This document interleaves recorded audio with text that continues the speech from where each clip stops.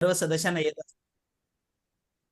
तर हे सर्व जे रिझल्ट येत असतात हे काय आपले वेलनेस कोच नक्कीच त्यांच्या आयुष्यामध्ये त्यांच्या जीवनामध्ये घडून आणत असतात. परंतु हे कशा प्रकारे घडून आणतात, हे काही कुठलेही जादूगार नाही किंवा तांत्रिक मांत्रिक नाहीये.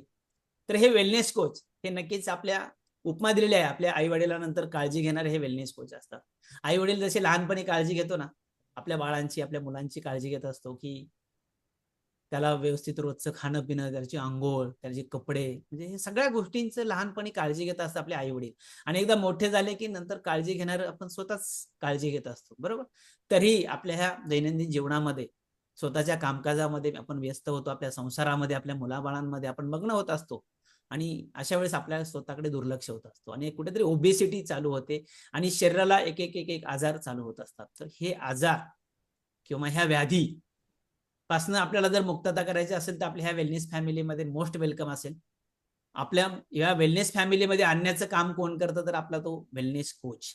त्याच्या माध्यमातून आपण या वेलनेस फॅमिलीमध्ये जोडत असतो, येत असतो आणि आपल्याला तो वेगवेगळ्या प्रकारे माहिती देत असतो. कशा प्रकारे हो. आपलं लाईफस्टाईल असावं, आपलं जीवन कशा पद्धतीने असावं, आपला आहार विहार कसा असावा, आपण कशा पद्धतीने जीवन जगलं पाहिजे, या साऱ्या गोष्टींचं मार्गदर्शन आपल्याला ह्या वेलनेस कोच कडनं विनामूल्य मिळत असतो.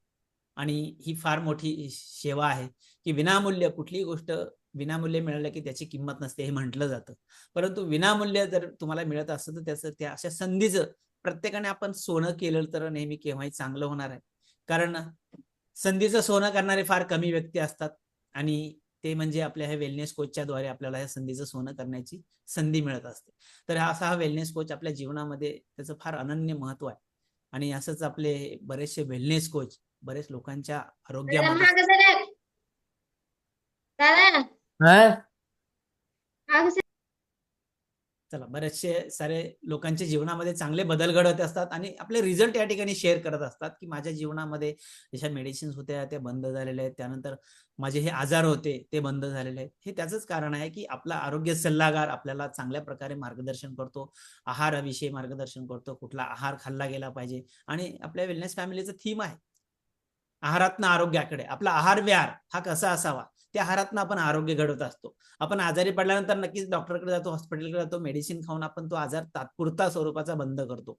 परंतु जर लाईफ टाईम तुम्हाला जर हेल्दी राहायचं असेल तर नक्कीच वेलनेस कोचचं ऐकायचं आहे. वेलनेस कोचने सांगितलेल्या गोष्टी अंमलात आणायच्या, त्याप्रमाणे आपला आहार विहाराच्या सवयी बदलायच्या, स्वतःला बदलायचे. तुम्ही स्वतःला बदललात का पहा, तुमच्या लाईफमध्ये बदल होत असतो.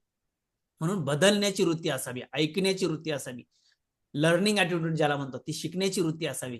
काही लोकांना आवडत नसतं, काही म्हणजे काही गोष्टी सांगत असतात, अरे ह्याला काय एवढं माहिती आहे, त्याला काय एवढं नॉलेज आहे, तो काल आलाय.